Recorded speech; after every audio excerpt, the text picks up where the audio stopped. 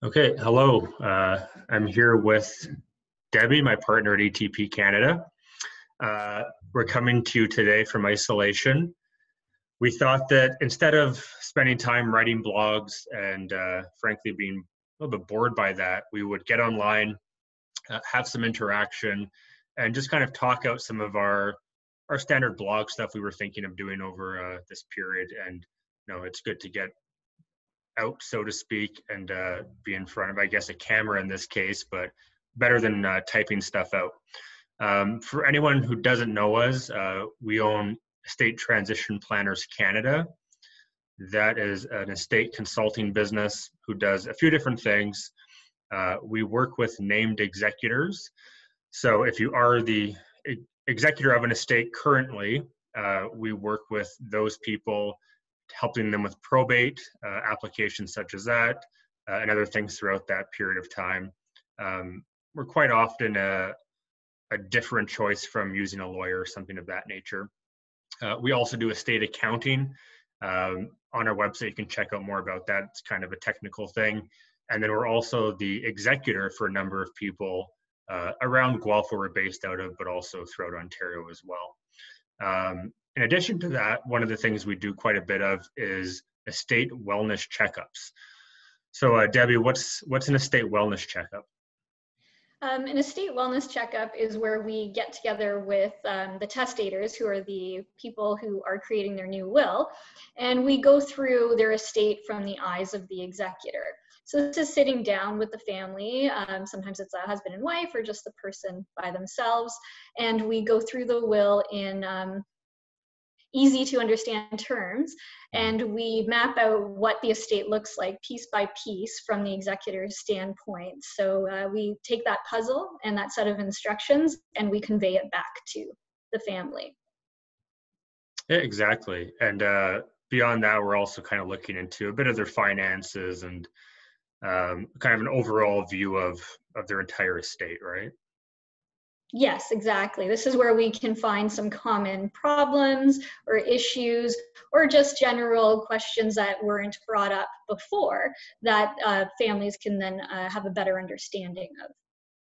Yeah, one of the unique things about our wellness checkups, as we call them, is we're pretty agnostic to your investments and those types of things. We're not financial planners or advisors. We're not selling anything.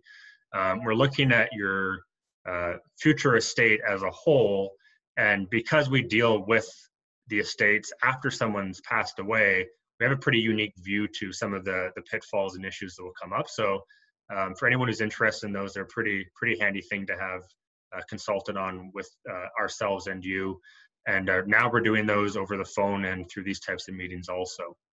But what we thought we'd talk about today is we were noticing over the past couple of weeks more and more articles in newspapers and on Twitter and online about the kind of rush of people right now to get wills either updated or done for the first time, thinking and worrying more about estate planning, obviously as a result of COVID-19 and wanting to make sure affairs are in order. I've read a bunch of things about, frontline doctors and nurses kind of starting to make sure that things are organized properly, which is understandable why people are thinking about those things. So what we thought we would do over a series of videos, starting with this one, is go over some of the most common things we see as concerns or issues in our estate consultations, to help people kind of have something to think about a bit further when they're starting to debate these kind of things. I mean, this isn't the way we want to start thinking about estate planning with a pandemic,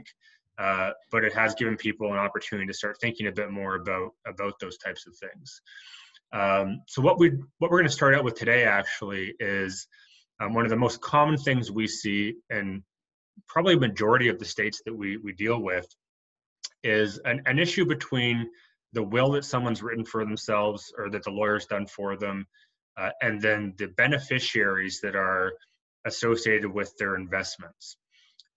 So to break this up a little bit, typically we're meeting with someone who has a will done by a lawyer. That will has their wishes of what the testator or the person we're meeting with wants to happen in their estate. So that could be as simple as everything goes to my spouse, or it could be as complicated as trusts that have been set up for children. Often we're dealing with people who have children who have a disability of some sort, and specific trusts are set up that way. So it can be a simple or a complicated type of will. But the thing to remember is that these are the specific wishes of that individual and what they are assuming and expecting will happen when they die. So we meet people who, we review their will with them. It's all kind of itemized how they want it to work, looks good. And then we take the next step, which is reviewing their financials with them. So this is, life insurance, savings accounts, checkings accounts, different types of stocks and investments, and all your registered investments as well. Quite a few people out there, the bulk of their estate is, let's say, an RRSP account or registered types investments. Whether it's a RIF, a TFSA, an RRSP, these things have or can have a beneficiary attached to those. So what that means is that when you pass away, if there is a beneficiary, let's use an RRSP as an example, all of the money in that account goes directly to that beneficiary. Now, this goes outside of your estate. So quite often when you're hearing about estate planning or things of that nature, the advice is to try to, and air quotes here, reduce probate cost, right? Avoid probate at all cost. Probate is the process of putting the will through a process in the court system to verify the executor, essentially. But by doing that, your assets go into this system in this process, and there is a tax associated with that. So a lot of financial planners or other people may try to get a client to avoid this cost. So here's where the issue comes up, and this is very common and pretty alarming to a lot of the people we're meeting with. Let's say, for example, there's a person who they're a single parent, no spouse, and their estate assets or their assets they own currently are mostly in an RRSP. And they have their daughter as the beneficiary of that RRSP. Conversely, in their will, they have their daughter receiving money over a staggered amount of time. So it's quite common that if you have let's say a younger child or any child at all, you might stagger their inheritance to be when they're, say, 20, 30, and 40 years old, so not getting it all at once. Makes sense for a lot of families. The problem is when your beneficiary through your asset, your RRSP, is designated, they get that money up front all at once when you die. This is obviously creating a big issue where you have these very specific instructions in your will for how to allocate your estate, but you've set up your assets that would go into that estate to pass outside of it. This comes up, again, all the time in people we're dealing with who aren't aware that if you have beneficiaries, that money doesn't even go into an estate. So that's one of the most common things we encounter is when your idea for what's going to happen, which is your instructions in your will, aren't aligned with what your assets and things you own are. This is common because quite often the person helping you with your will and your financial planner and your insurance broker and all the professionals you work with typically aren't speaking to each other, right? So it's up to you to kind of know these things. And these are things we encounter because we're kind of taking an overview approach to anything. Besides the money not going where it's supposed to go and following your wishes of the estate, there's also some tax implications. Debbie, what would those be? So if we're using your example with the RRSP and we have a named beneficiary on that account, what would happen is that, as you mentioned, that RRSP goes fully over to that beneficiary. So if it's $100,000, $100,000 of it goes intact to the beneficiary. But on the other side of what happens when somebody passes away is we have taxes. So everyone has to file a tax return every year. I do, you do, we all do. And when we pass away, we have to do a tax return from January 1st until the date of death. On date of death, the way it's looked at is as if it's a deemed disposition, which means as if you sold everything you owned that day to your estate. And that RRSP is one of those deemed dispositions. Now, one of the benefits of an RRSP over its lifetime is that you're able to withdraw from it every single year. So you're doing it in a tax effective way, and that's income that's reported on your tax return. When you pass away, you are disposing or withdrawing it all at once on that particular day. So depending on the value of that RRSP at that time, it could be a very high income tax bracket.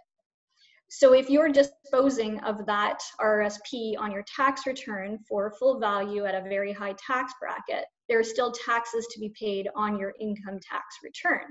However, that $100,000 RRSP went over as $100,000 to that beneficiary. There were no taxes withheld.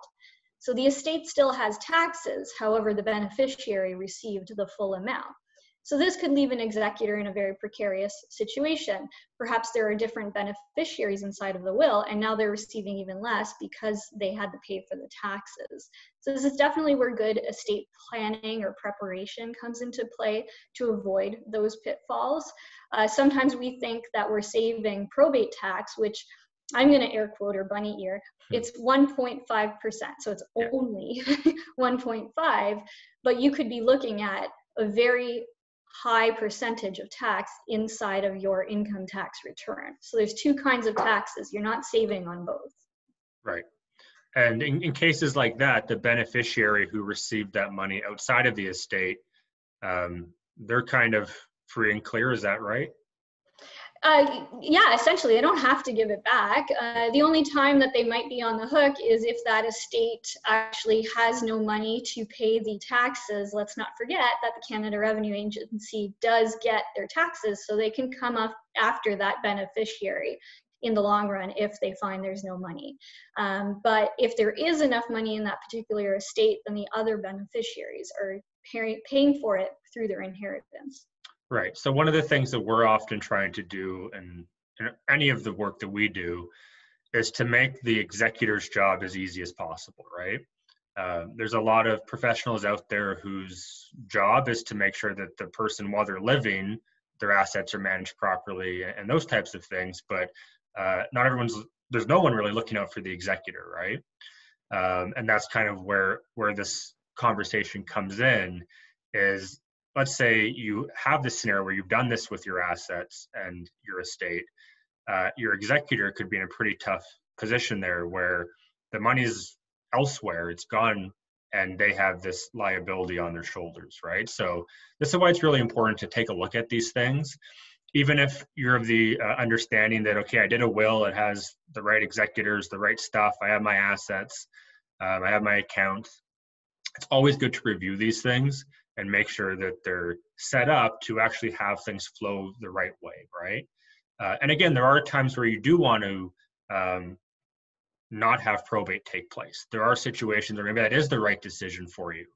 But if you have a will that has specific instructions and you want things to take place a certain way, you have to make sure that the assets you own are aligned to go into the estate. Does that make sense? Makes sense to me. Okay. So that was our tip for today. Again, we're meeting people all the time who we're kind of encountering these things. What we're going to do in this series of videos is go over things that we see time and time again. Because we see them over and over again, we know that they affect a lot of people out there who are watching these videos because they're so common. And they're easy to fix too. Again, in a situation like this with the beneficiaries, you just have to call the bank or your advisor and say, I want to switch the beneficiary, right? And that's under consultation with people, of course, but they're not difficult fixes. It's just a misalignment administratively, typically. For our next video we're going to be doing is an interesting one we get a lot too, which is when we're talking to people, it's this, again, air quotes, my estate is only X dollars, or it's only going to this person. This idea of it's only is really a minimizing thing that we do to kind of comfort ourselves to not be prepared. But we'll kind of go over some reasons why, big or small, the issues that come up with executors and estate administration happen regardless of how big the estate is. So Tune in next time, and stay safe out there, everybody.